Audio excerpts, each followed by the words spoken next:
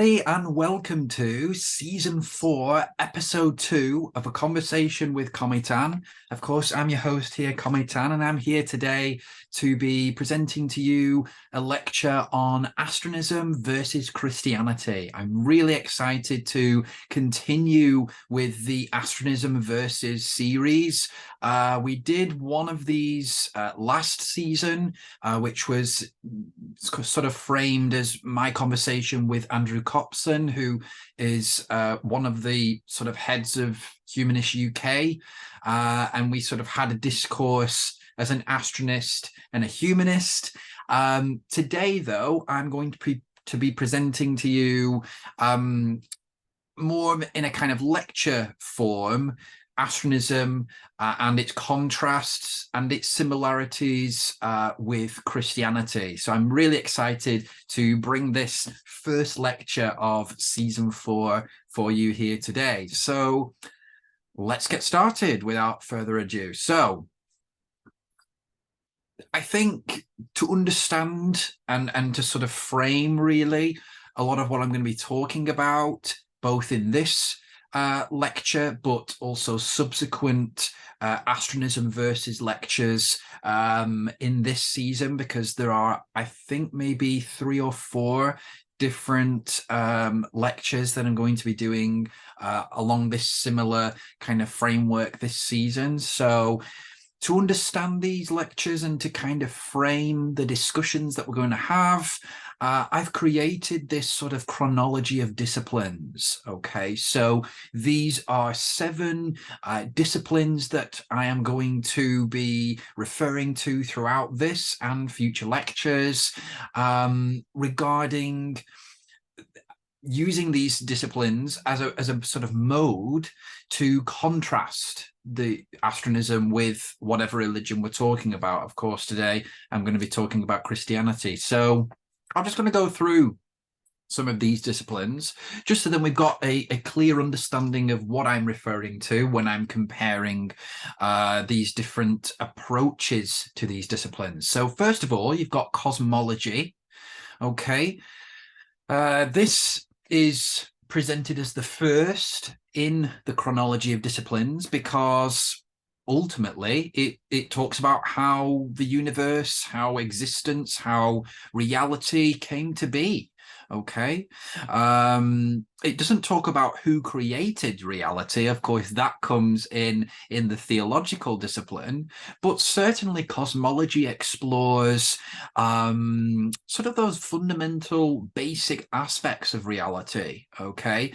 And particularly for astronism and in other religions too, but particularly for astronism, an astronist makes, or astronist philosophy makes, certain observations about reality that inform a lot of the later disciplines. Okay, a lot of those later aspects of the religion. Okay, so really the astronist cosmology, or the Christian cosmology, as we're going to be speaking about today, kind of informs the later disciplines. Okay, it's an observation of reality.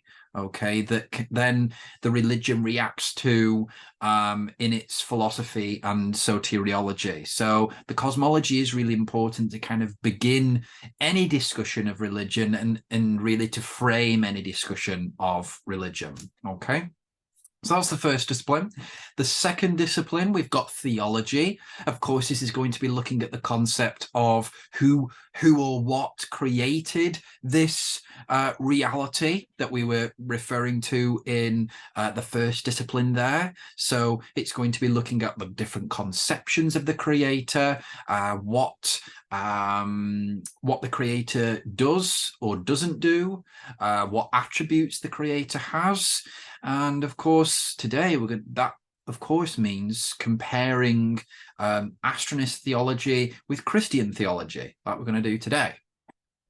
Third is philosophy as a discipline. So this is how the religion sort of initially reacts to the realities that have been placed or set during the cosmology and the theology disciplines. Okay, so the philosophy is how the religion is reacting to these observations, essentially, about the fundamental aspects of reality.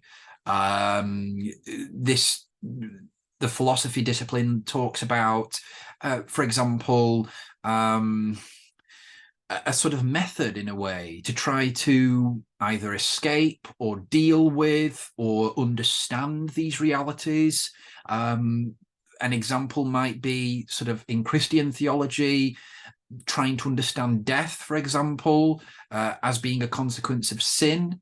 So that there's sort of that method there. I suppose philosophy is a methodology, or leads into a methodology. It is a reaction to the realities that have been put in place, and it begins to form the methodology, okay, of how we're going to deal with these problems that have been put in place, or how we're going to deal with these realities.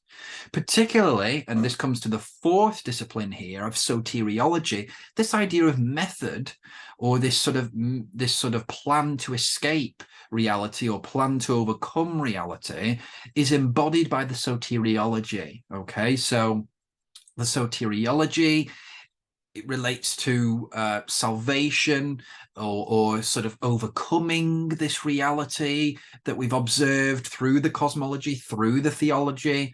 Okay, so it kind of is an extension of the philosophy, essentially. So the philosophy is the reaction, sort of that initial, like, oh, what are we going to do about this reality? How can we understand this reality?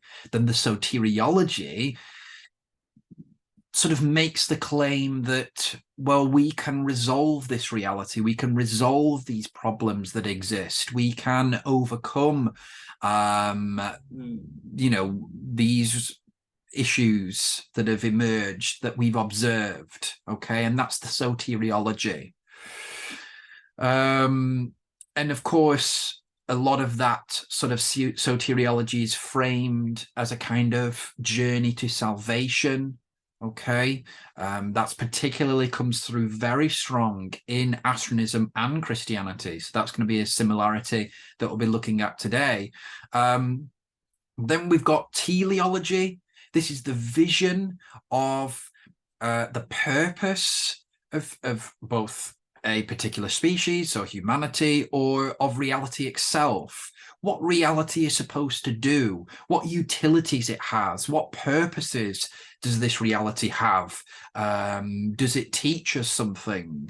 Is it necessary, or has it been kind of, is it self sort of induced in a way? Have human beings done something wrong to warrant their kind of subjugation in this reality? They're being faced with these issues such as suffering and evil. Okay, so the teleology looks at the purpose of the reality, but it also looks and begins to consider a sort of vision, this sort of visionary aspect. So starts to look to the future. Okay, again, the soteriology does do that, but the teleology kind of refines that understanding that we get from the plan of salvation, and starts to set out a particular vision, okay, for the future, and for the purpose of how essentially the reality, the purpose of the reality, fits into that soteriology, that kind of plan. Okay, how those two things mix together. The hamartiology, number 6, is the path that human beings need to lead in order to reach this reality. So, of course, this brings in aspects such as sin in Christianity, but also, ethics, morality. This is what we need to do to achieve this vision, to achieve this plan, to see this plan through. Okay, hamartiology also looks at retribution, punishment, if we don't follow the plan. Okay, this all may be sort of bestowed or dispensed by the creator. Okay, or in sort of non-theistic religions, it may be just dispensed by nature itself. Okay, So that hamartiology, again, is refining that plan of salvation, but it particularly focuses on the individual, about what you need to do. What is your moral path that will lead to this, the kind of bringing to fruition, really, of this vision, okay, that teleology, that soteriology as well. And then finally, we've got the eschatology, okay? So this looks at the fate of the individual, but also of the collective species. If, for example, we don't follow this plan that has been set out by the religion. And I'm talking about religions generally here. We're not talking about any particular religion. You can find this sort of chronology of disciplines in almost every religion, okay?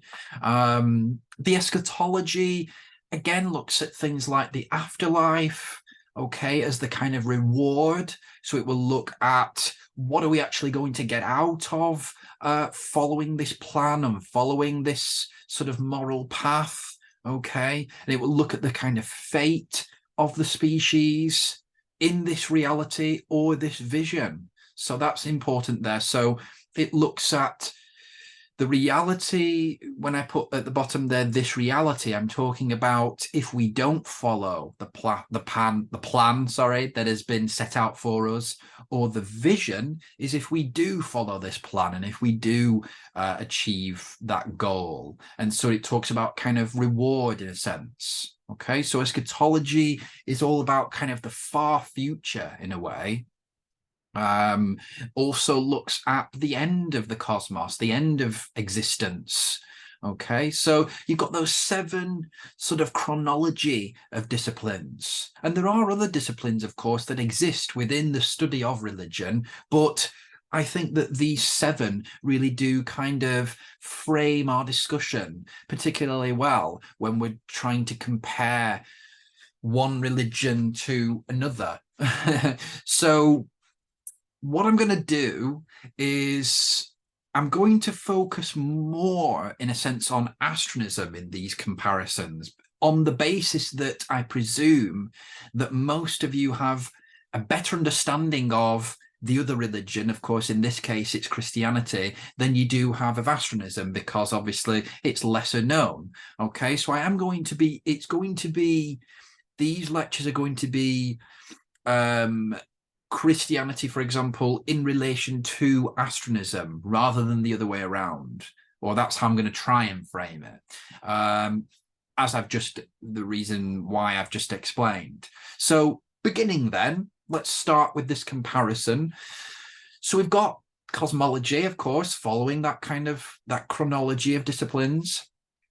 And we begin really with, I'm going to start with astronism. I'm going to begin really with this observation, this fundamental observation in astronism about reality, okay?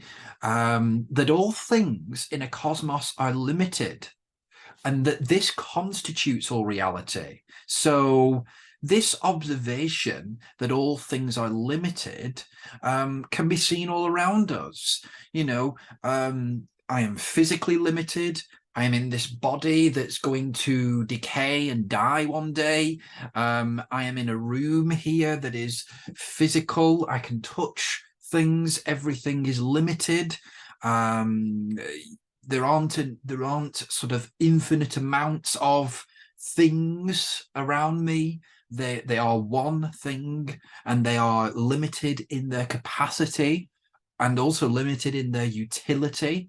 Okay, so where astronism begins is with this kind of fundamental observation of reality, that all reality is limited, and we call this the law of cosmic limitation. This pervades all reality. It has many consequences for all reality, and is intrinsic to all things.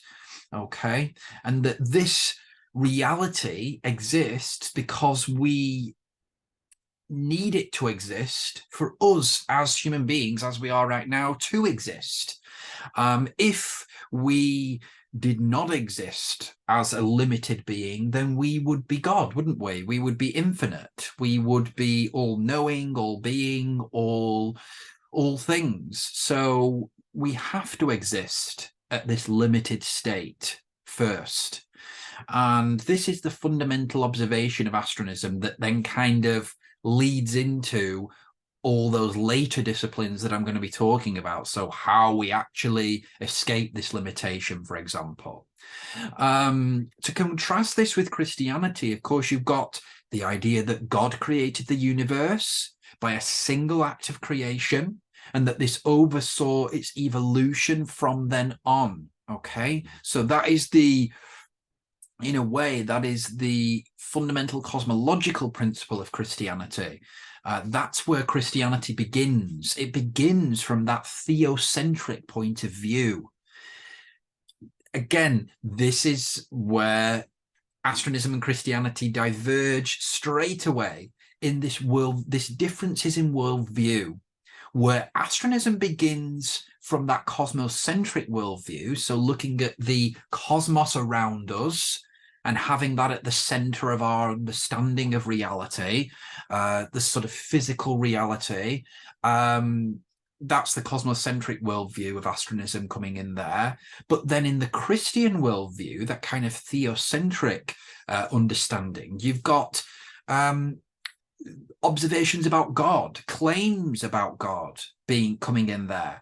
Okay, this is to show that even though theology comes after cosmology in my chronology of disciplines, Christianity is still theocentric, even at that cosmological stage. Okay, astronism at this stage doesn't actually make any claims about God, divinity. That is saved for the theology. Okay. Whereas in Christianity, the cosmology is very much intertwined with God, with this act of creation that took place. Also, that human beings are made in the image of God, which makes them unique from all other species. Okay, this is really fundamental to the cosmology, not only of Christianity, but other Abrahamic religions as well. Let's go back over to astronism for a second. So over to the left-hand side now. We've also got a sort of view of human beings and our kind of role in reality from the astronist perspective, which states that human beings reside in a cosmos that limits both our physical and metaphysical capacities. Okay, so again, this emphasis on limitation comes through very strongly in astronist philosophy right from the beginning. Also, another sort of claim that astronists make is that humans came to evolve on Earth as a result of a comet of life, meaning that humans are astrogenic. So a lot's been said there. So I think I kind of need to unpack that. So what is first being said there at the first part of that sentence, or so the first section of the sentence, is that human beings reside in a cosmos. So we must reside in a cosmos because if we weren't, and we would be as gods. So I mentioned that earlier. Then you've got the second half of that sentence, which refers to that kind of physical and metaphysical limitation. So that's really important to understand about astronism, that the cosmic limitation, that law of cosmic limitation that I spoke about earlier, pervades not only the physical, but also the metaphysical, which again diverges from that kind of Christian, or maybe even earlier non-Christian ideas about the metaphysical. So the metaphysical is often understood in sort of traditional religious ideas as being infinite in some way. If you think about the Christian idea of the soul, for example, the soul being immortal, yeah. In astronism, it's not the case. In astronism, it's the physical and the metaphysical, so the spiritual essentially, are limited. So your soul in astronism is not inherently immortal, is not inherently unlimited. Because if it were immortal, if the soul were immortal, then it wouldn't be able to exist in this cosmos, because nothing in a cosmos can be infinite, not even God. Okay? That law of cosmic limitation is all pervading. Okay, that's really the most important part of astronism, to understand that cosmology. Everything is limited. Even the metaphysical aspects of existence within the cosmos are limited. Okay, and we're going to talk about this in the next slide, but I'll preface this here. Even for God to exist in the cosmos, which is possible, God must lower itself. Divinity must lower itself to limitation, okay, in order to exist in this reality, or else the cosmic reality would collapse, okay? But I'll talk about that in the theology slide next. So we've got this kind of metaphysical and physical limitation. I think that's really important to understand, because it again contrasts with that Christian idea of the immortal soul. Okay, that the soul is inherently immortal, which is the Christian view.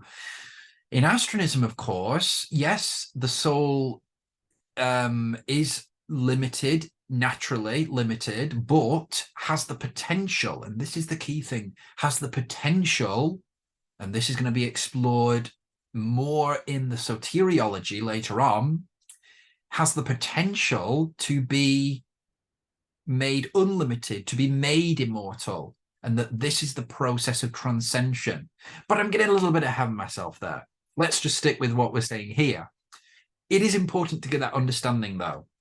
So that's the first half of this paragraph that I've written. And then the second half then talks about kind of human origins, doesn't it? So it says humans came to evolve on Earth. So there's a sort of, again, coming through there, that astronism is pro-evolution.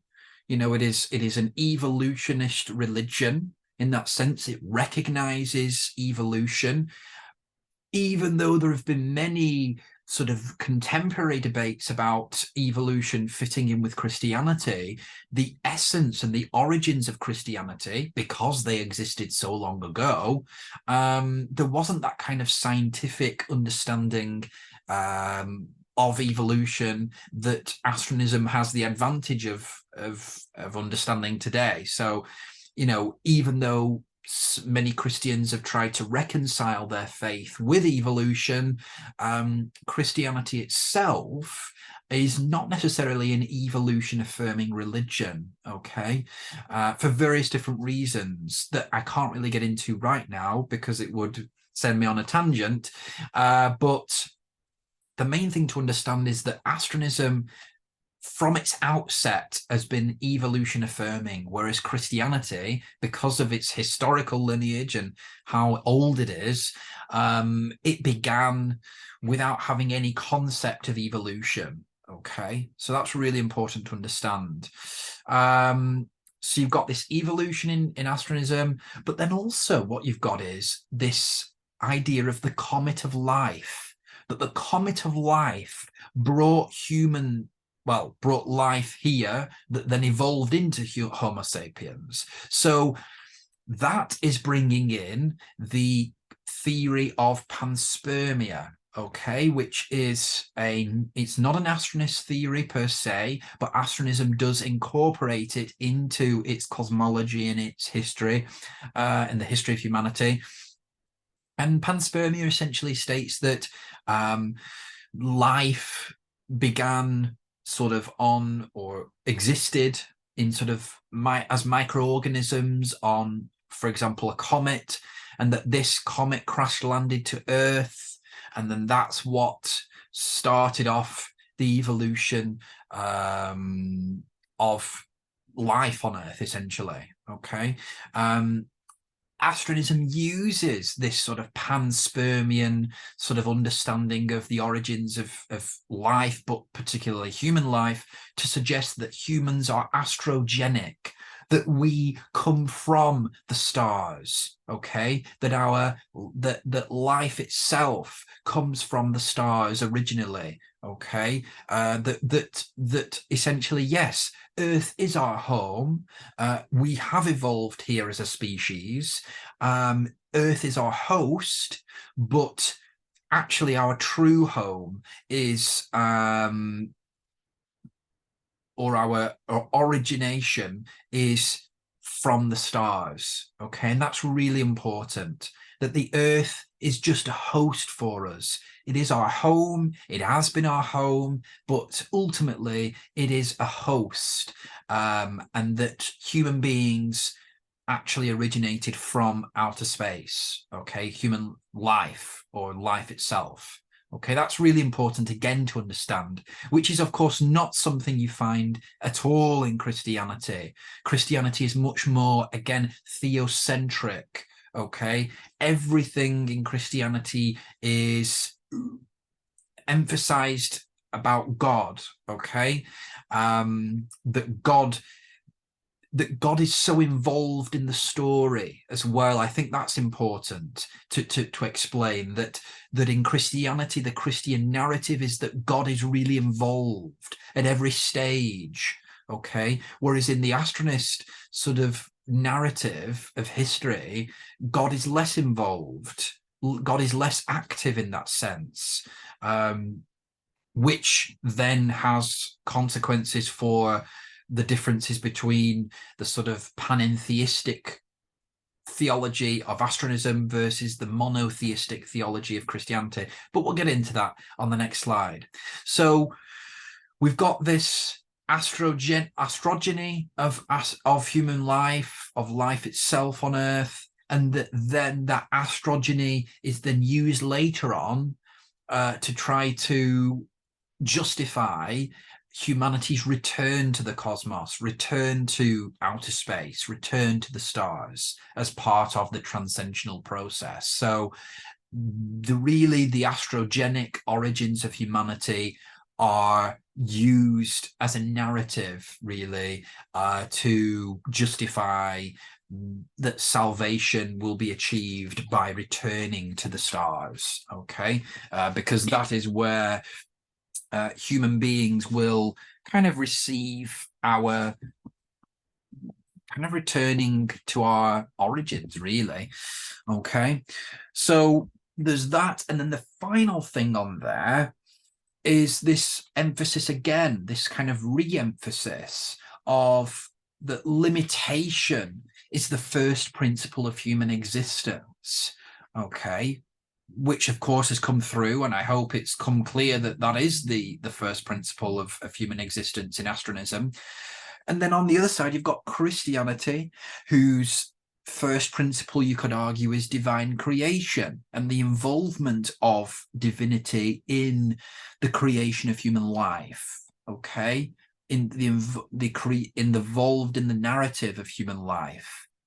Astronism doesn't necessarily deny any involvement of divinity, but it makes less claims about divinity than Christianity does, okay? From this sort of first principles stage, where we're just observing reality at this beginning stage, okay?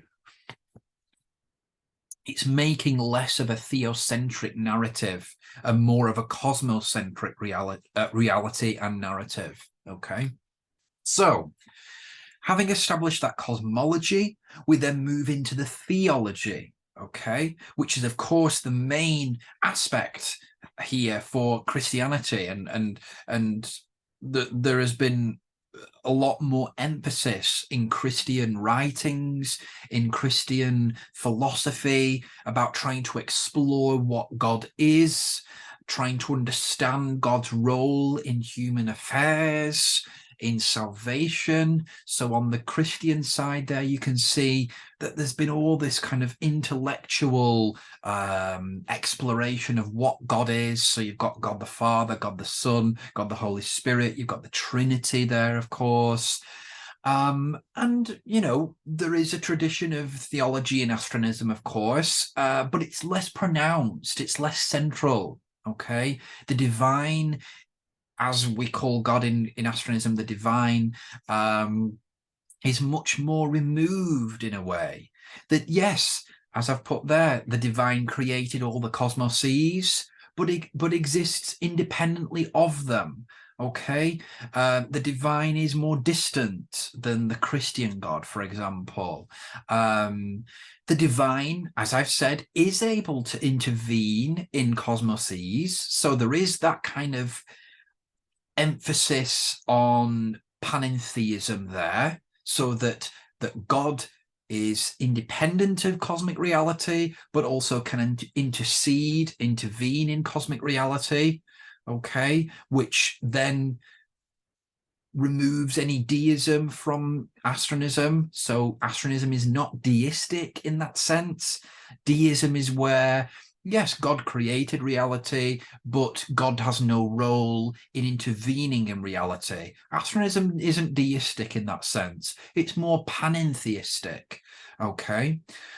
It sees God as separate from reality, but also as having the capacity to intervene. But, and most crucially for astronism, and I mentioned this a little bit earlier, in order for the divine to intervene in the cosmoses that it's created, it must do so in a limited way in order to conform to the law of limitation, as I've said earlier, to prevent such cosmoses from collapsing. Okay, so in the way, astronism sees the sort of structure of the cosmos as being quite sensitive, really, to any divine interventions. So essentially, the divine is limited when it wants to intervene in the cosmos, on the basis that if the divine did intervene in the cosmos in an infinite way, the cosmos would collapse. So, for example, if God could intervene or manifest in the cosmos in some way, as an infinite being, it wouldn't be physically possible. It wouldn't be physically possible for God to intercede in an infinite way.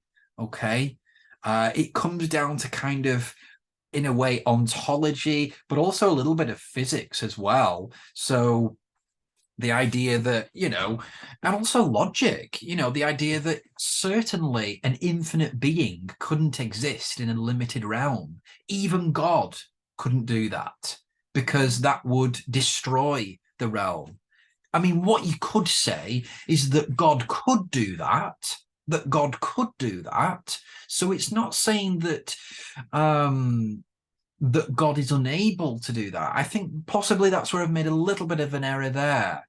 That perhaps the divine isn't unable to intervene in cosmoses in an unlimited or infinite way, but if the divine were to do that, then it would cause the end of the cosmos, because it would collapse, because of the cosmic law of limitation.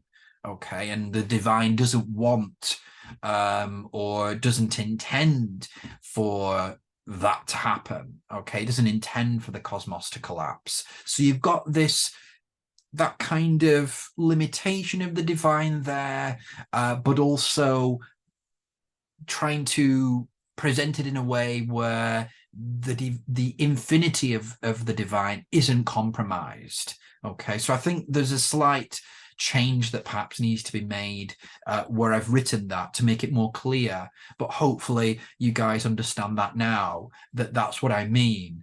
I'm not kind of contravening the infinity of the divine, but I am stating that if the divine were to intervene in the cosmos, then it would destroy the cosmos. It would collapse, cause the cosmos to collapse. Okay.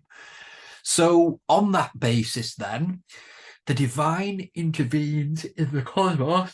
The divine intervenes in the cosmos through its dispensation of scope.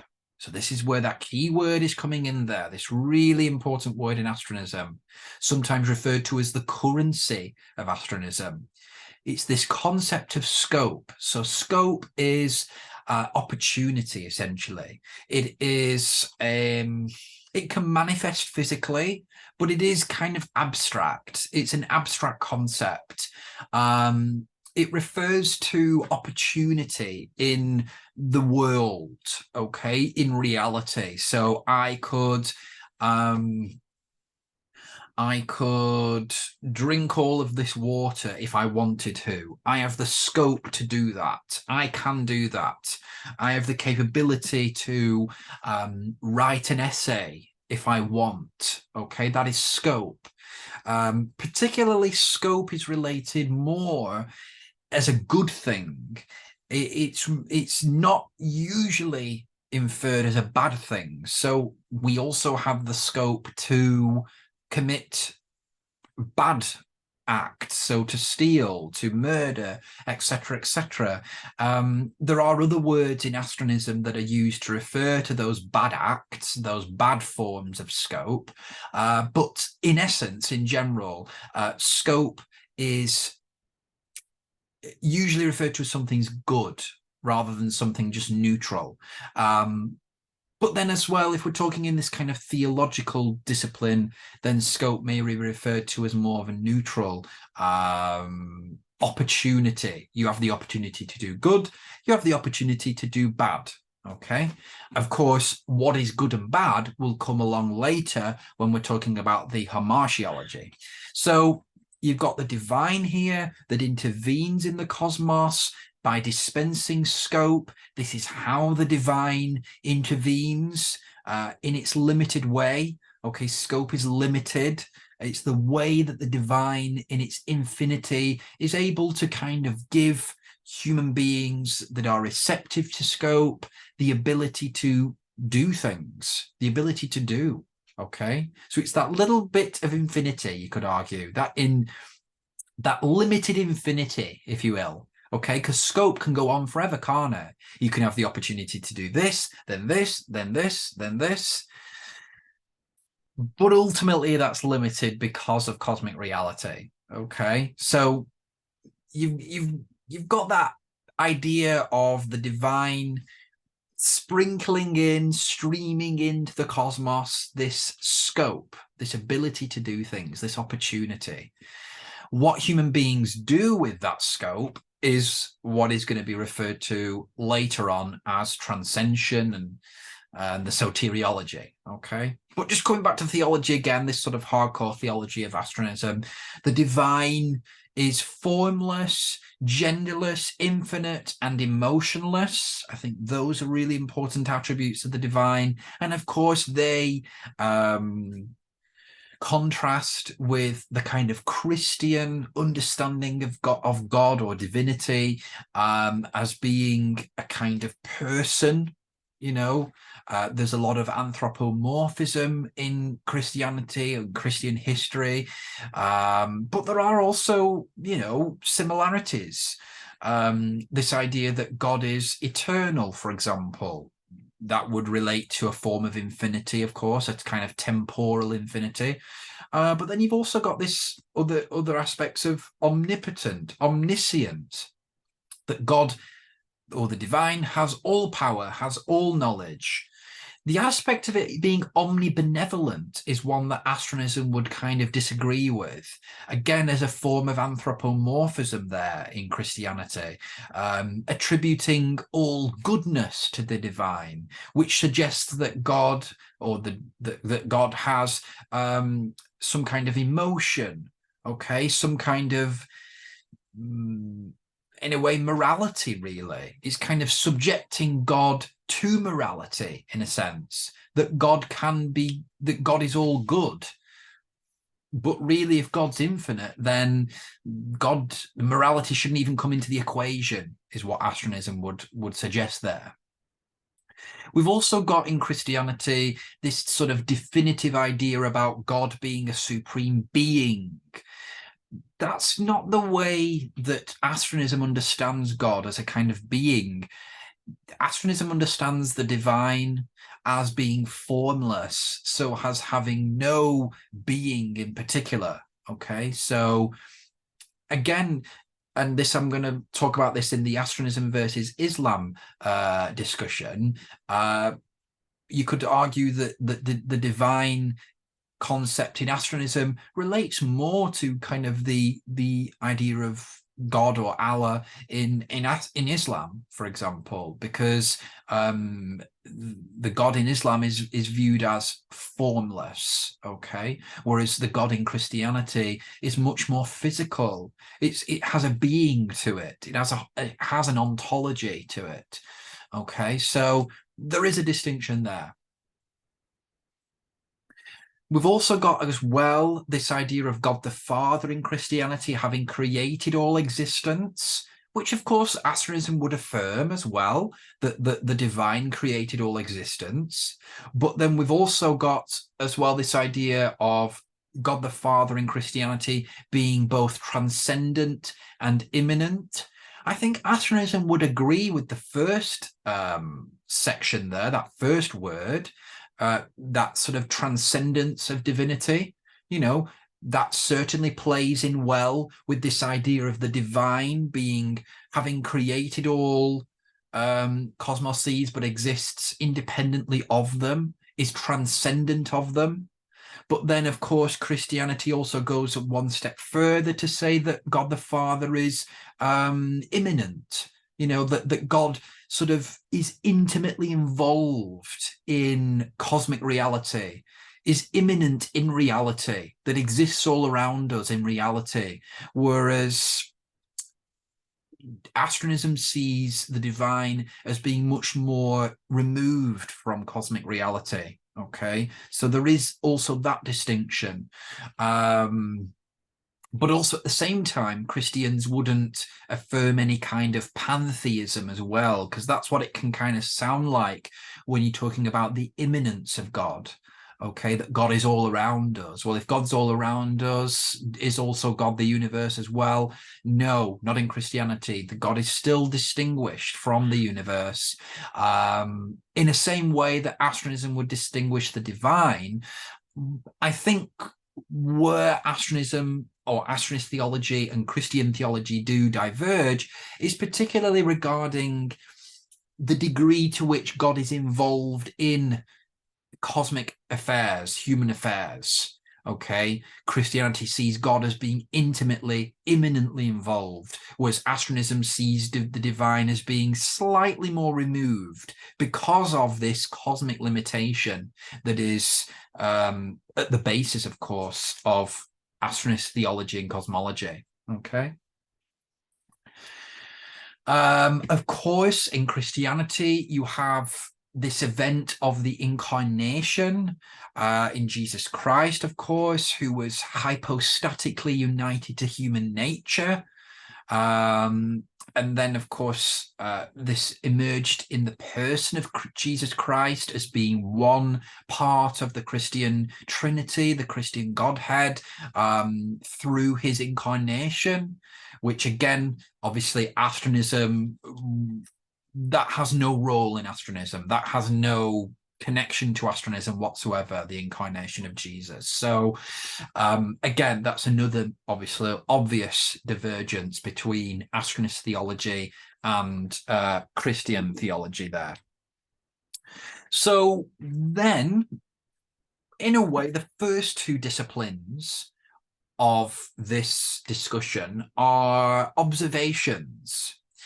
The observations made about reality, about the cosmos, about who created the cosmos, about God, of course, and these different conceptions of God and how God interacts with the cosmos, etc., etc.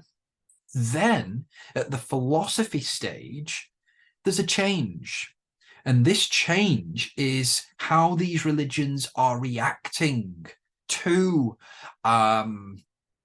these observations of reality. Okay, so we've got on first section here being the philosophy of astronism, which states that cosmic limitation is the root cause of all suffering and evil due to limited resources and capacity. Okay, so again, this limitation philosophy is certainly coming through here, and it is the root cause of all suffering and evil.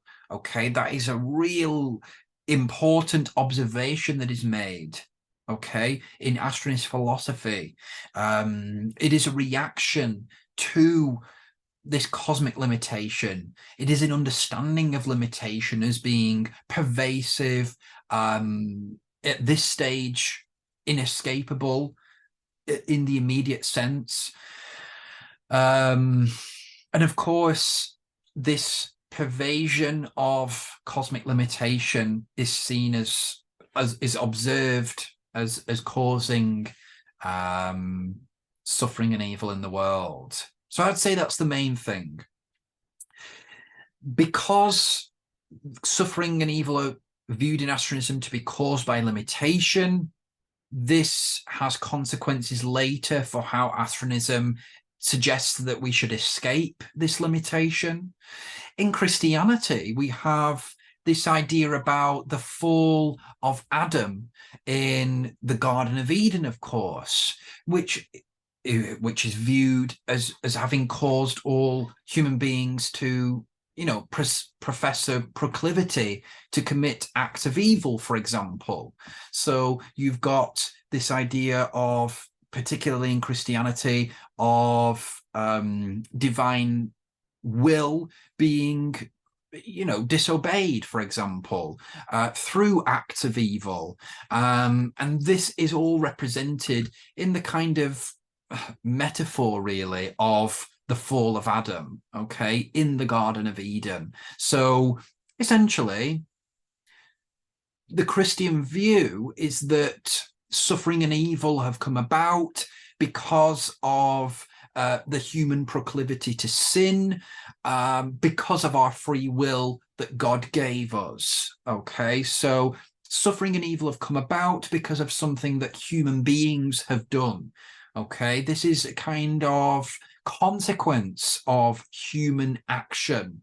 Okay, whereas in astronomism, and this is the fundamental difference, I would say, between astronomism and Christianity, particularly in this very philosophical, soteriological sense, is that the suffering and evil in the world, from the astronist point of view, is not considered to have come about as a result of anything that human beings have done in particular, or done anything wrong, but it's more of a kind of natural and necessary form of existence. Okay, that limitation is necessary in existence, for all the reasons that I spoke about earlier on.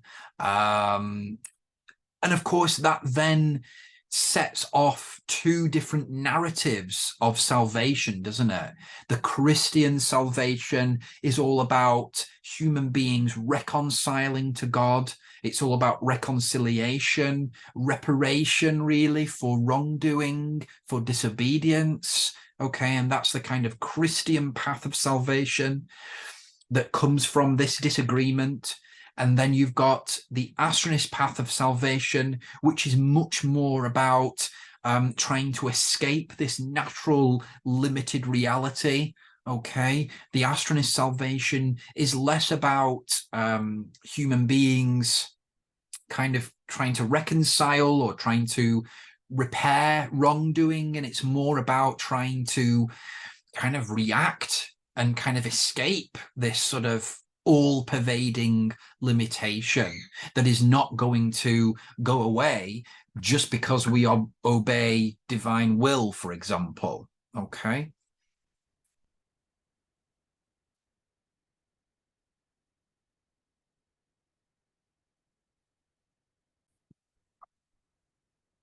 So having understood this kind of fundamental distinction, really, between Christian philosophy and astronist philosophy, particularly on, I would say, the idea of salvation, which comes a little bit later, of course.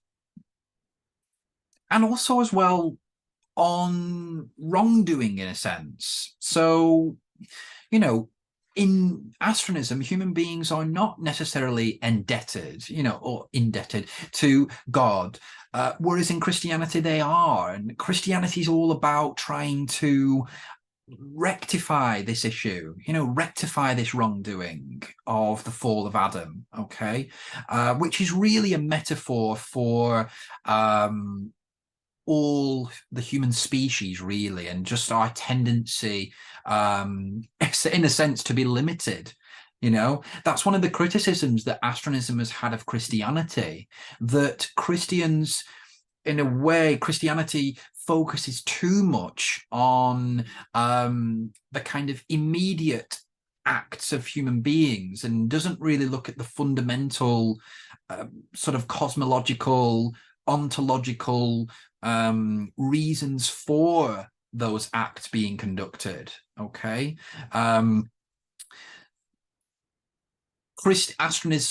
Astronism would therefore interpret the fall of Adam not necessarily as a fault of Adam, but as a fault of limitation, that Adam committed that disobedience against God because Adam is fundamentally limited and lives in a limited reality. Okay. Even though the Garden of Eden was supposed to be infinite, of course, or supposed to be some kind of heaven, or maybe not even heaven, but primordial existence, but again, astronism would interpret anything that's been created as being fundamentally limited. So that's why astronism would interpret the fall of Adam in that way. But it's just this sort of, I don't know. I think astronism, again, like I've said, sees Christianity as focusing too much on the immediate actions of human beings rather than the reasons underlying those actions. And astronism attributes all of those actions fundamentally to limitation, okay? Particularly bad actions, okay? And this is not an excuse that astronism is putting forth for human beings. That's something, again, that needs to be always underscored when you're talking about sort of the astronist understanding and the astronist philosophy. It's not trying to make an excuse for human beings. It's not trying to say like, human beings are limited, and so that's why we've committed all these acts. We can't help it. That's essentially what astronism is saying.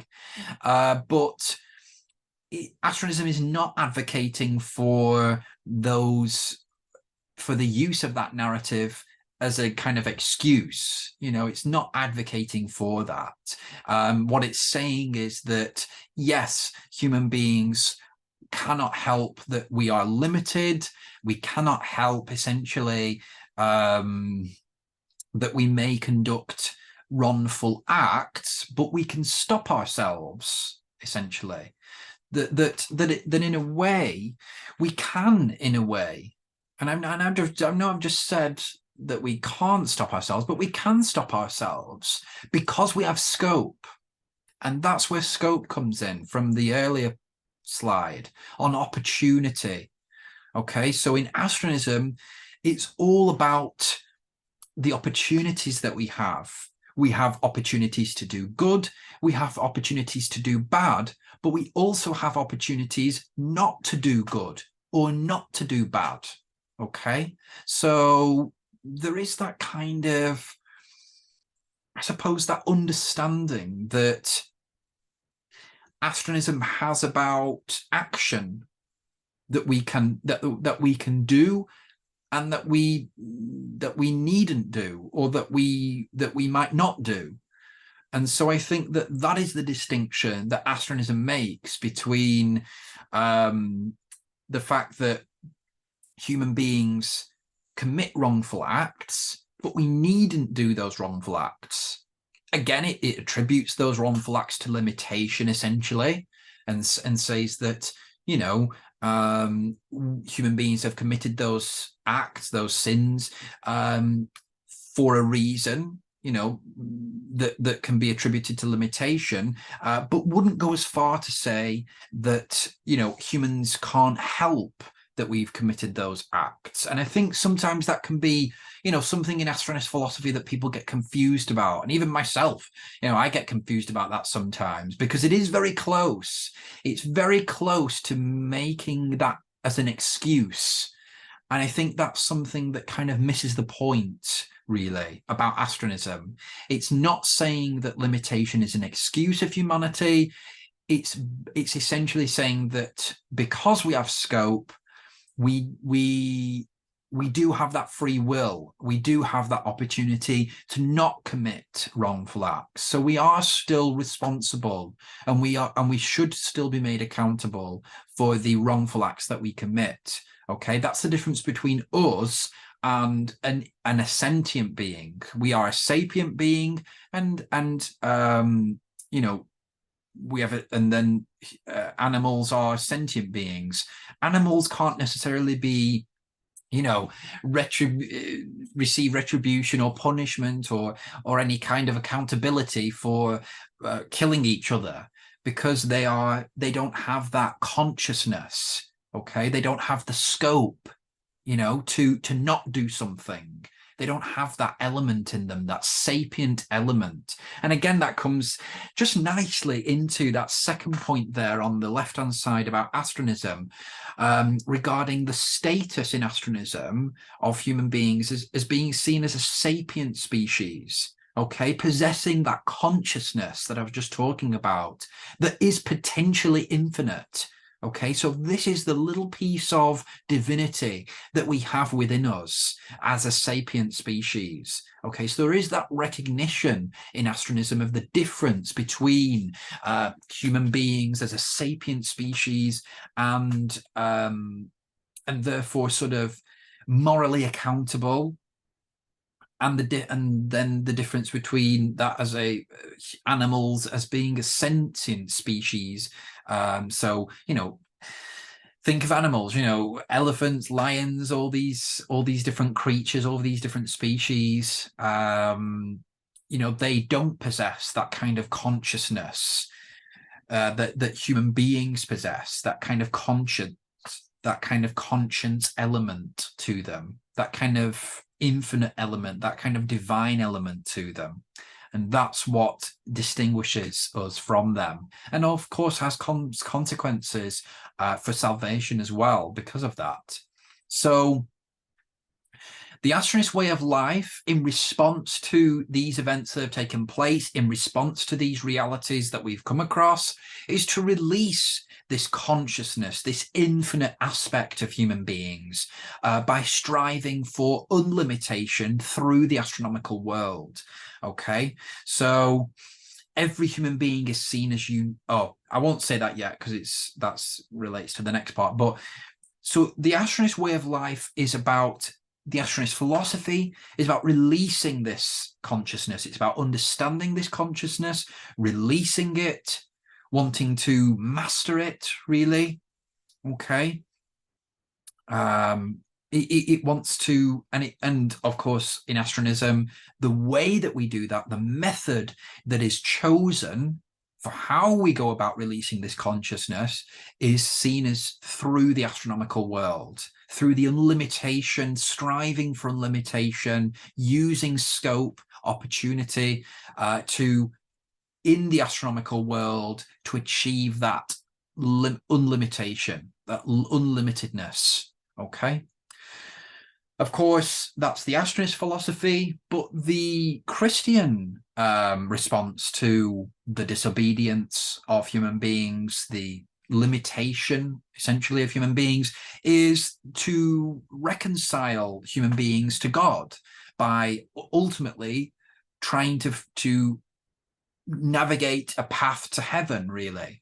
Okay, and human beings are encouraged to follow Jesus Christ, whose life was the epitome of righteousness. And so if we can be righteously reconciled to God, then we will be able to rectify the wrongdoing, that initial original sin of Adam. Okay, so that shows there that connection between how the religion in question, whatever religion it is, understands the human tendency to commit wrongdoings, and how that then relates to the path of salvation that is chosen by that religion.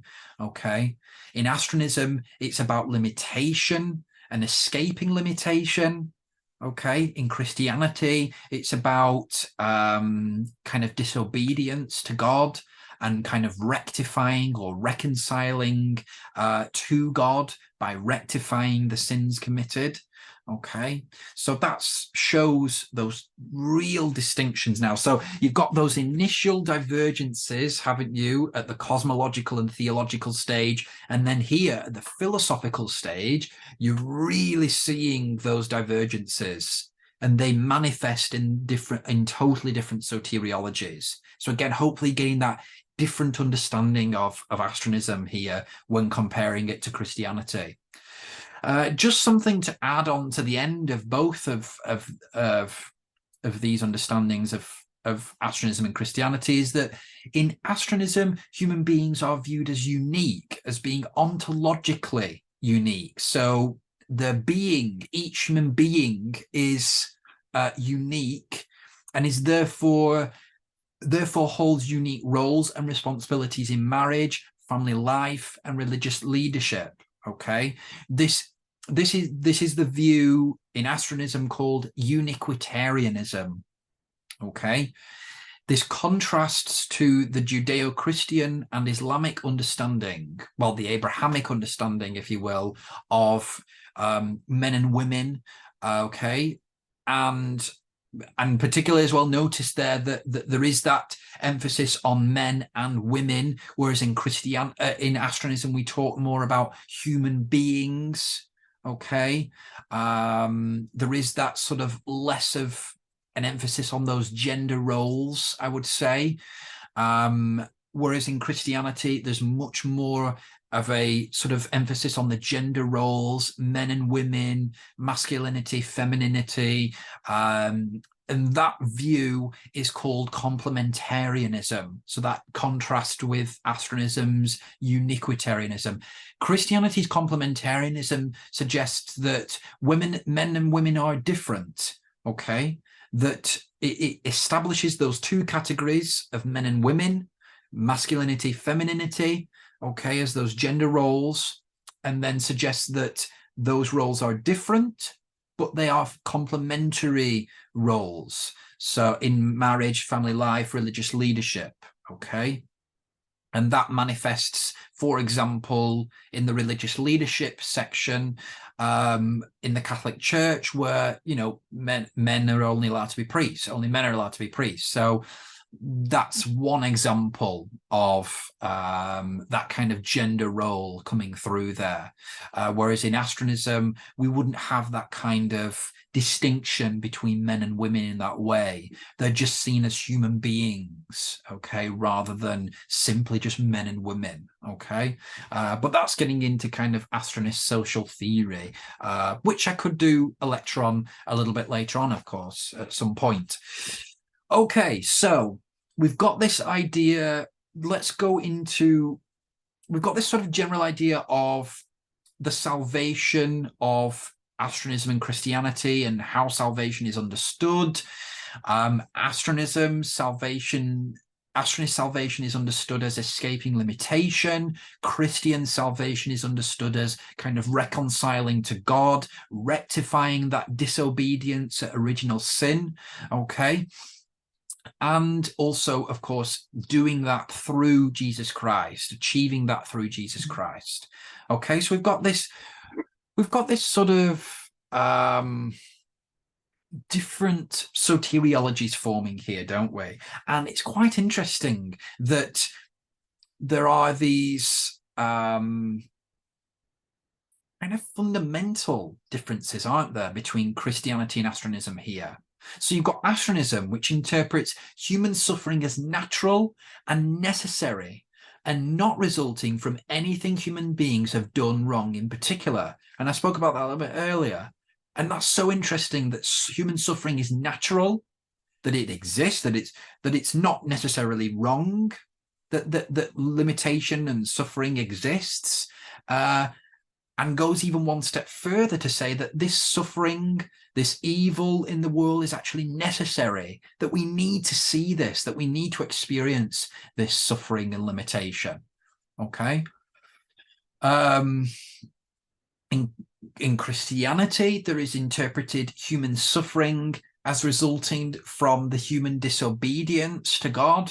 So this is something that human beings have done to ourselves, okay? So originally, we wouldn't have been subjected to suffering, but because of the original sin in Christianity, we have to be subjected to human suffering. So there is a little bit of similarity there, in the sense that I would also say that Christians would view suffering and evil as necessary, in the sense that it's necessary because of something that human beings have done. So it is necessary.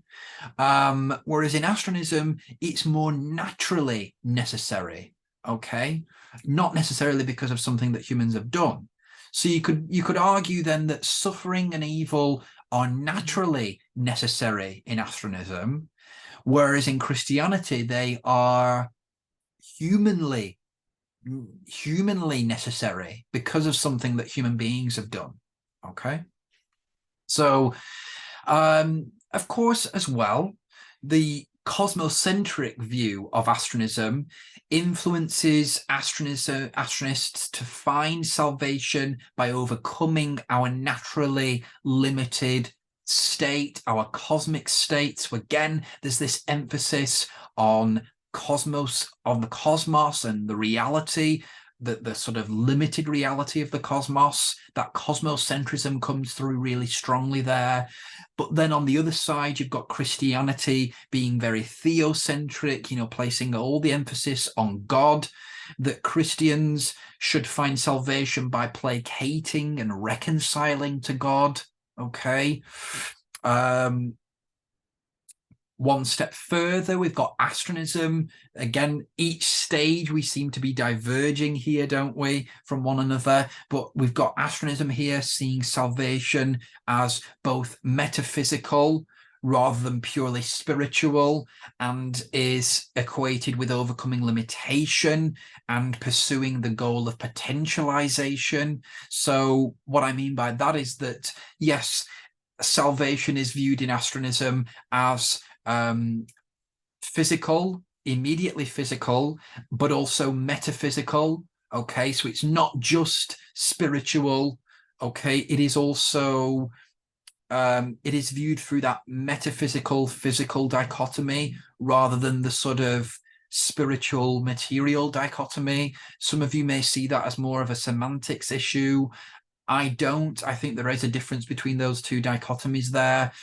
And that salvation is equated with overcoming limitation. I've spoken about this earlier.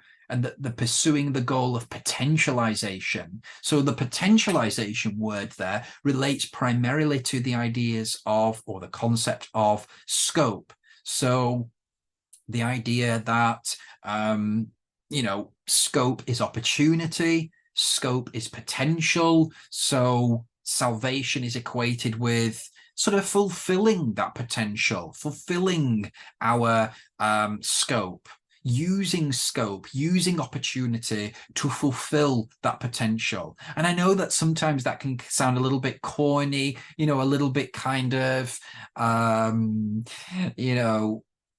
don't know the word for it, but kind of a little bit corny, but to use a kind of American term there. But I think it does capture what astronism is trying to say, is that salvation is potentialization. It is realizing your potential, and that's what it is. And that's what I mean when I say corny. I mean that it kind of sound a little bit like a life coach there. You've got to fulfill your potential and, achieve all of your goals in what you want to do. And that's kind of what astronism is trying to say. You know, it's trying to say you can be the best version of you, you know, the best version of yourself, but it's applying that to much more of a sort of broader religious salvation in a way. Okay. In Christianity, salvation is interpreted through the narrative of Jesus's life, so that Jesus suffered and he died for the sins of humanity to reconcile human beings back to God, that this sacrifice really was accepted by God, okay, as evidenced by Jesus's resurrection, but also his ascension to heaven. Okay, so there's that sort of narrative there. Again, theocentric here, really pulling on those kind of theocentric themes, focusing in on the life of Jesus, whereas Astronism is less focused on one individual and is more focused on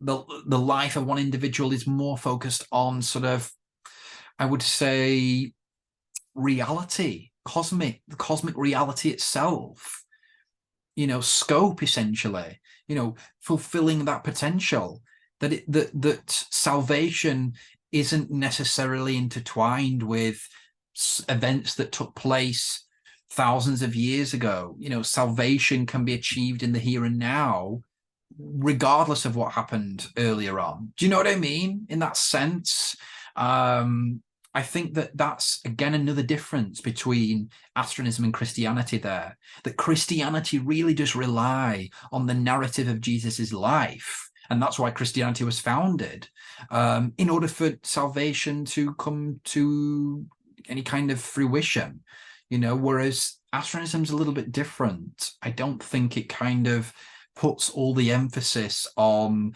one individual person or one sort of narrative about salvation, you know.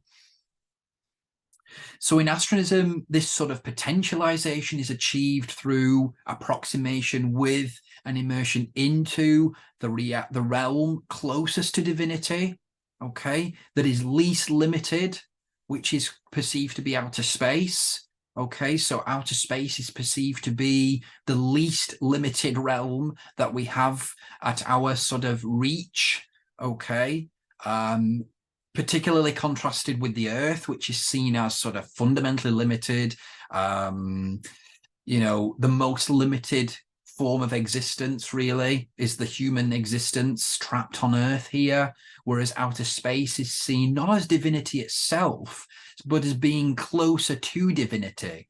And so that's the reason why Astronism has its astronomical theme, is because outer space is seen as that kind of intermediary between humanity and divinity, okay, and as the kind of realm through which our salvation shall take place. Okay. Just contrast again, one of the earlier points with Christian salvation, which is interpreted as primarily spiritual rather than physical, and also involves rectifying that sort of separation between human beings and God caused by sin. So really, outer space has no sort of involvement in the Christian view of salvation at all. So again, this reaches the kind of pinnacle difference, doesn't it, between Astronism and Christianity. Where are we getting salvation from? Christians view the source of salvation as through God ultimately, which is what Astronism would agree with. There is that kind of divinity there. I think more where Astronism and Christianity differ is the intermediary. Who is the intermediary, or what is the intermediary between humanity and divinity? Christians see that intermediary as being Jesus Christ, the person of Jesus Christ, and all that he did or is supposed to have done. Whereas Astronism sees the intermediary as being outer space itself, okay, as being that realm of outer space itself. So a very much more physical, but also when you perceive outer space through the sort of metaphysical lens, there's also a metaphysical aspect there of Astronist salvation. Okay, so that's where Astronism and Christianity differ possibly in the most pronounced way is how they differ between what they see as being the intermediary between humanity and divinity, and vice versa, from divinity to humanity. Okay, and that is, I would say, the pinnacle of difference between the Christian and Astronist worldview.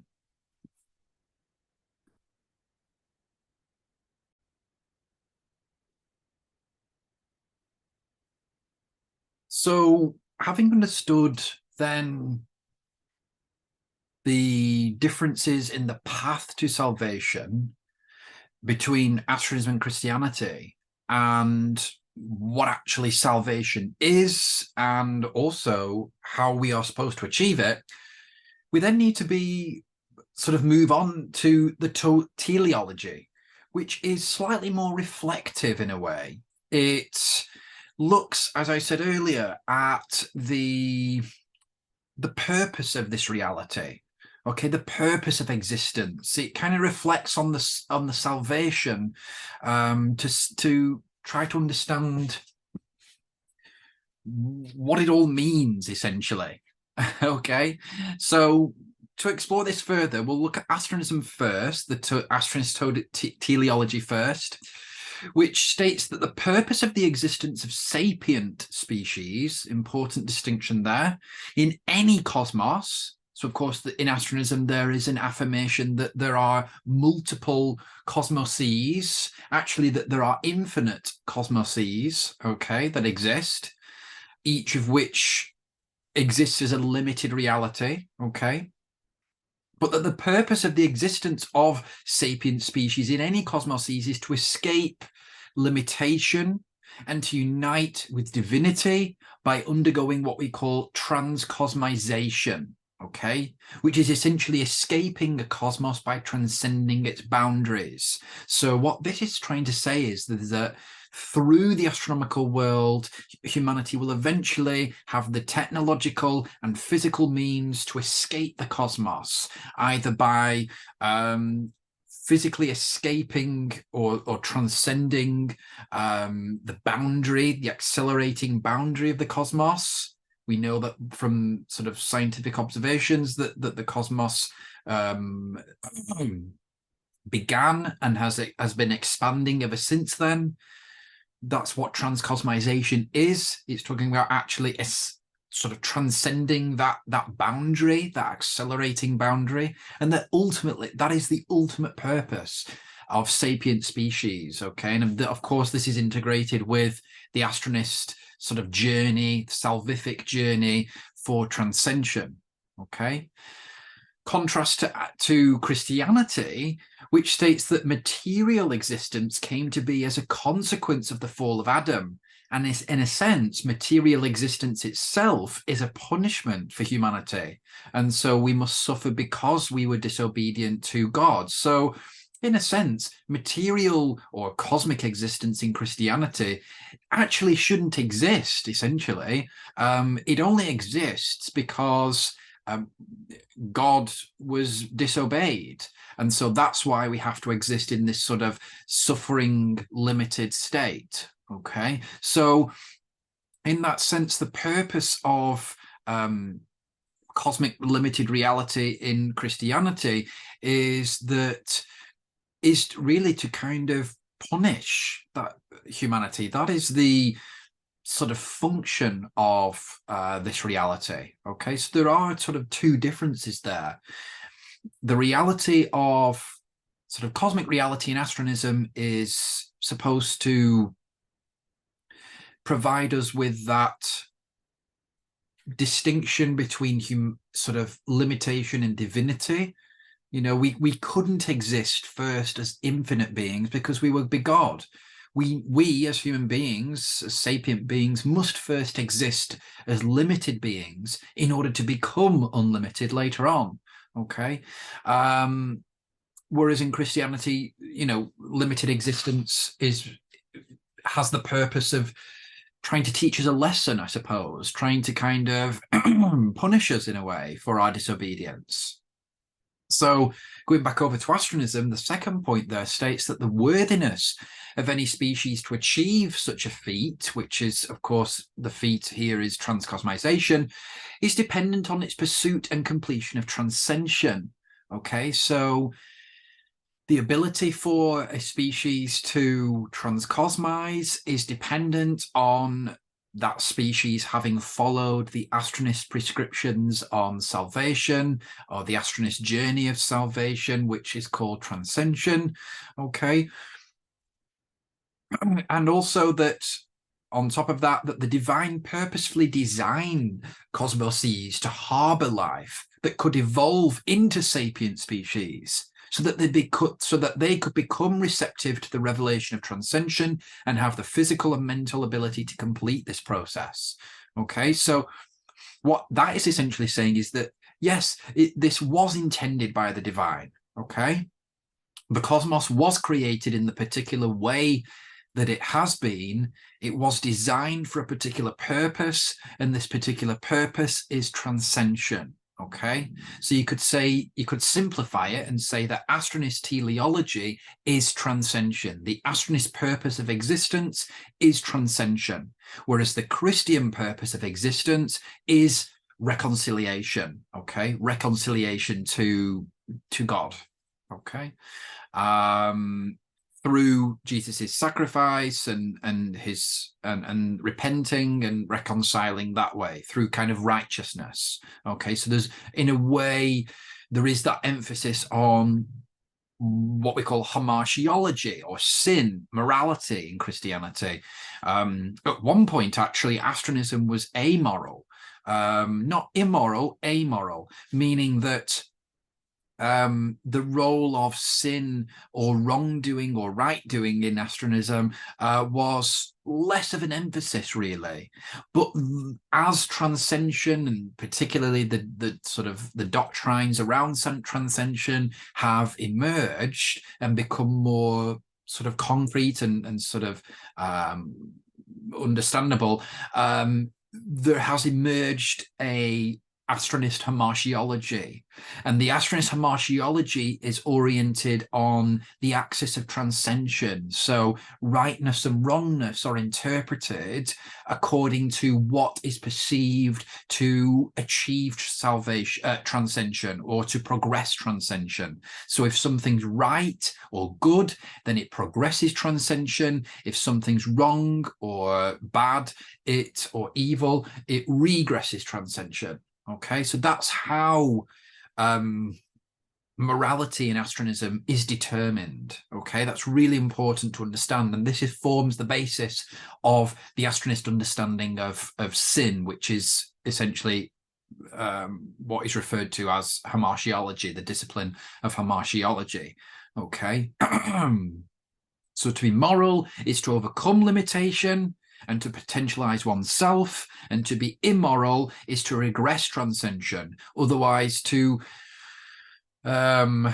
sort of indulge in limitation, to choose not to potentialize oneself, and that this has an effect on both one's own transcension, one's own personal transcension, as well as the transcension of all humanity. Okay, so that's how rightness and wrongness are understood in astronism. Okay, in Christianity, on the other hand, rightness and wrongness are commanded by God, and again coming through this theocentric element coming through, and also commanded through divine law. So to be moral in Christianity is to follow the life and teachings of Jesus Christ as the Son of God, and his thought and action, and any thought or action that detracts from Jesus is seen as immoral. Okay, so again, Jesus is the sort of the axis on which hamartiology is judged, on which sin is judged. Okay, Jesus is believed to have lived, because he was the Son of God,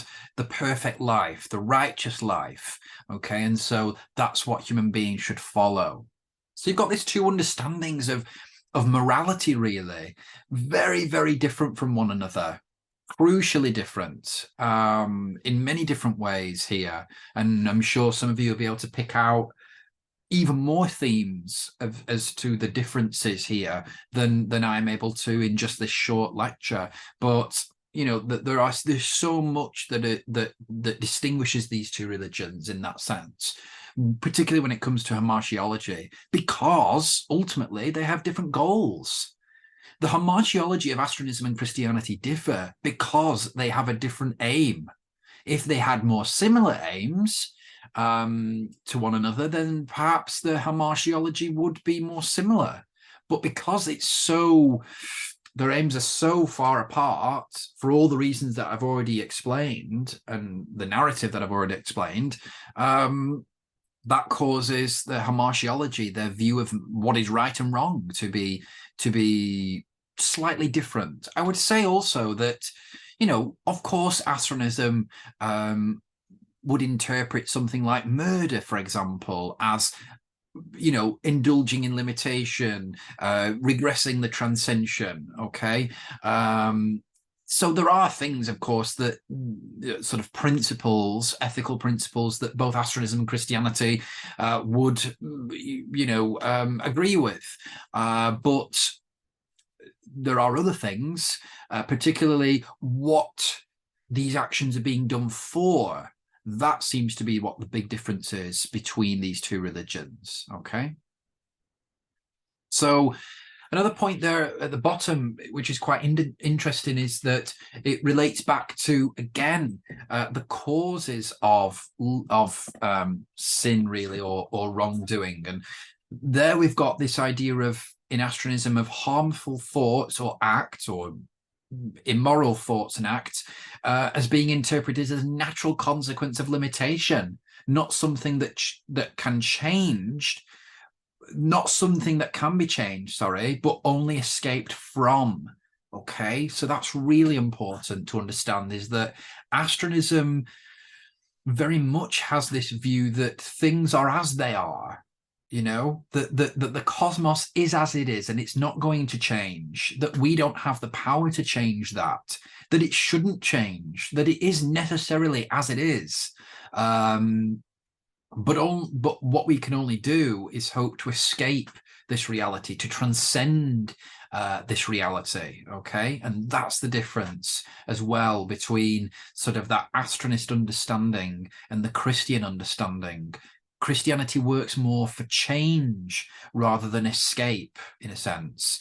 So you've got there on the right-hand side, human beings have a tendency to evil because of an inherited original sin committed by the first man, Adam, which then subsequent human beings must pay for and must try to rectify through living a moral life by the teachings of Jesus, for example. Okay, so you've got those two, again, crucially, fundamentally different understandings of why we are here, why we exist in a sense, and why reality is as it is, and whether reality can be changed. Or, of course, in the Astronist view, it's more about escaping an unchangeable reality. Okay. And then finally, we've got the eschatology, which is looking to the future here. It's looking at the fate of humanity. It's looking at the fate of individuals. It's considering things like the afterlife. Okay, so there's a lot that takes place with regards to this sort of cumulative discipline of eschatology, thinking about everything I've said so far and how this sort of culminates in this final discipline here. So in Astronism, and this is where it can get quite complicated, but I'll start off with Astronism. So because outer space is deemed to possess both physical and metaphysical capacity, meaning that there is a physical aspect of outer space, what we can see, the stars, the sun, the moon, etc. We can physically see those. We could go and visit them if we wanted. Well, not the sun, but certainly the moon we could go and visit, and we have done. So there's that physical element, that physical side of outer space. But what Astronism claims is that there is also a metaphysical side of outer space, a side of outer space that is, Well, I prefer to use the word metaphysical, but you could say also spiritual in a sense, but I prefer to use the word metaphysical. Cannot be seen, that there is an element of outer space that cannot be seen. There's an aspect of outer space that is invisible to human senses, for example. And it is this aspect of outer space, or this dimension of outer space, that is called the overworld, okay, in astronism. And this is regarded to be the abode of the spirits of the dead, okay. This is where human beings who've died, this is where they ascend to, okay. They ascend to the overworld, which is that metaphysical capacity of outer space to harbor souls and consciousness, okay. That's where these souls and consciousness reside once the physical body has well, we call it cosmized, or has died, essentially, okay, once the person has died. So I think something that's really important there is also to distinguish that even at that point, the soul and consciousness of the person are still within the cosmos. So again, that's a difference, isn't it, between sort of traditional ideas of heaven in a way, that heaven is sort of outside of this sort of universe, that it's outside of this existence, whereas for astronism, and particularly the overworld is still within the cosmos, and is still subject to the laws of cosmic limitation, which is the most important principle to get across there. I would also probably compare the overworld concept in astronism with the concept with the Catholic concept of purgatory, not in the sense that, again, the context is different, but there are similarities. Not in the sense that those souls of deceased human beings have to sort of repent and sort of be purified to be reconciled to God, which is the purgatory. That's the idea of purgatory. Not in that sense, but certainly overworld is related to the idea of purgatory in the sense that it is this sort of midway point between life and sort of infinite existence, or heaven, if you will, which is attributed to being beyond the cosmos in astronism, okay. So yeah, the overworld is something that is necessary, that every soul and consciousness has to go through in order to eventually achieve transcosmization, okay. So I refer to this idea as being an embargo. So the deceased, the souls and consciousness of deceased humans in the overworld, once they've transcended to the stars, are under an embargo. And this prevents them from transcosmizing and reuniting with the divine beyond the cosmos. They can't do that straight away. And the reason for that is because our species here still living has not completed transcension. Okay, so this is where the soteriology of transcension begins to intersect and kind of dominate the Astronist eschatology. Okay, because for souls and for particularly consciousnesses to become infinite, to unite with divinity, they must sort of overcome these issues of limitation through transcension. Okay, the species itself must overcome the transcensional journey. So in that sense, this is why I sometimes refer to Astronist salvation as being immediately physical, or primarily physical, and secondarily metaphysical. It's because even the souls and consciousness in the overworld are subjected to the physical sort of trials of humanity, really, the sort of physical status of humanity on its journey to transcension. Okay, so there is this embargo that is in place that is stopping these consciousnesses from reuniting with divinity. And so that's why I refer sometimes to overworld as being a kind of purgatory. They're kind of trapped, they're locked in the overworld. Just like we are here on Earth, those souls and consciousness are locked in the overworld, and they cannot escape to the divinity beyond, because human beings have still got to do this transcensional journey. We've still got to kind of prove ourselves. We've still got to show that we are kind of a worthy sapient species, really, to get rid of all these limitations. So that's really interesting. There's huge differences here between the understanding of the soul and consciousness in Christianity with that of transcension.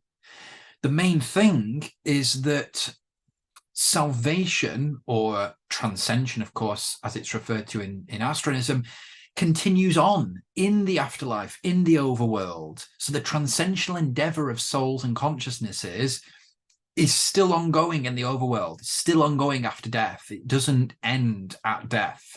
Okay. And what we as human beings do here and now and in the future in terms of our pursuit of transcension will affect the consciousnesses in the overworld and their ability to end this kind of embargo, really. And that's what I refer to it as a kind of embargo by cosmic limitation.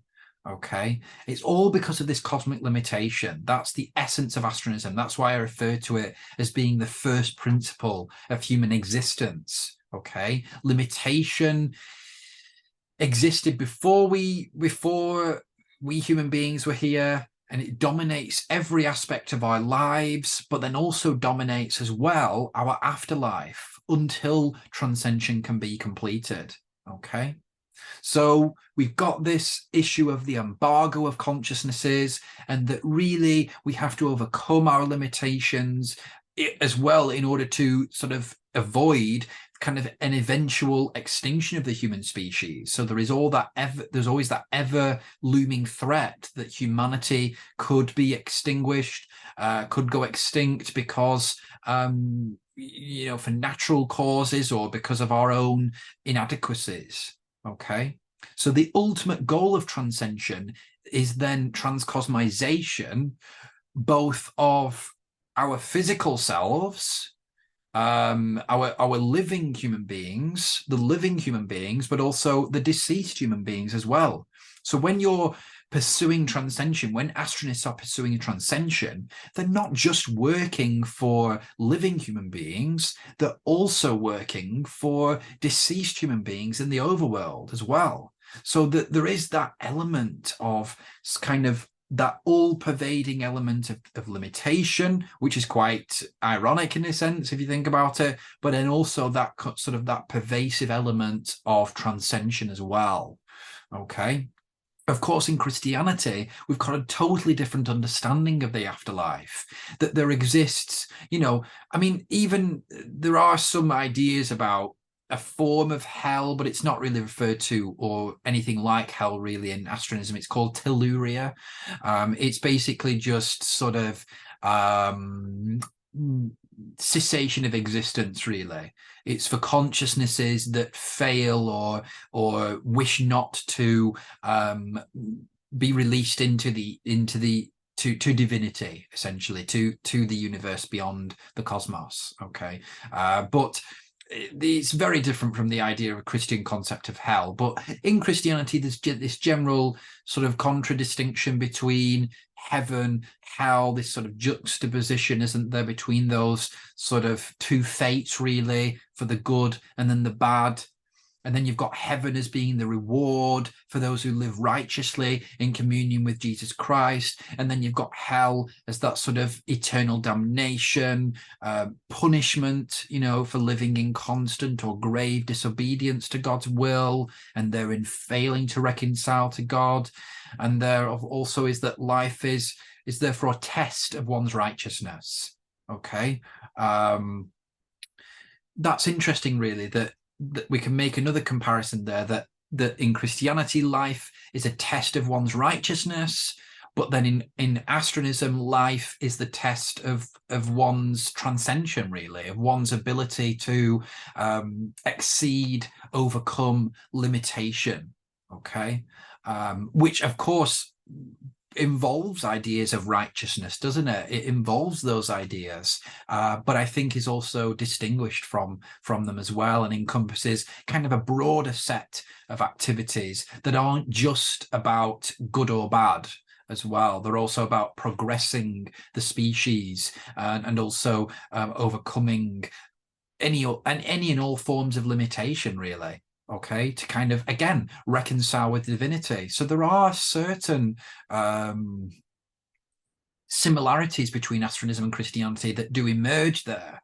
You know, the Astronism is about reconciling with divinity. I've spoken about that. I've spoken about reuniting with the divine. So there is some element of reconciliation there with the divine in Astronism, but the differences come between Astronism and Christianity and why that is being conducted, how it's being conducted, and what that would actually look like, and what it would actually be like to be reunited or reconciled with the divine, in contrast to being reconciled with God in Christianity. Okay, so you've got those two different eschatologies there, but there are certainly some similarities. Okay, so that's it for this lecture. I hope you enjoyed it. I know it's quite in depth. So we'll see how this lecture, these sort of subsequent Astronism versus lectures go. The next one I'll be doing, I think, is either Islam or Buddhism, so look out for that. And I hope you're enjoying I hope you enjoyed last week's first sort of premiere episode of season 4 of a conversation with Cometan. There's so many good discussions that I have with all my guests, both on and off camera, and it's just so great to have those conversations. As some of you who follow my work already, you'll know that those are the 3 websites that I sort of contribute to on a semi-regular basis. I try and do my best. Just for some of the latest Astronist books that have been released, for those who don't realize, last year there was the Astronist Statement, which is quite a handy book. It's quite small, but it just gives you an overview of pretty much everything I've just spoken about with regards to the Astronist belief system, and that was released in 2022 in July. And then you've also got an upcoming book, which is the Astronist System, which is supposed to be a precursor to the Astrodoxy. This was supposed to be published last year, but I just did not get around to it, so I was just really disappointed with that. But hopefully, fingers crossed, at some point in 2023, I'll be able to get this textbook on astronism out there and published. So fingers crossed and for that, guys, and just look out for that. Okay, so if you now just look out for the next episode next week, and I hope until then you have a really nice week. This is me signing off, Cometan, and I'll see you in the next episode, guys. So see you later.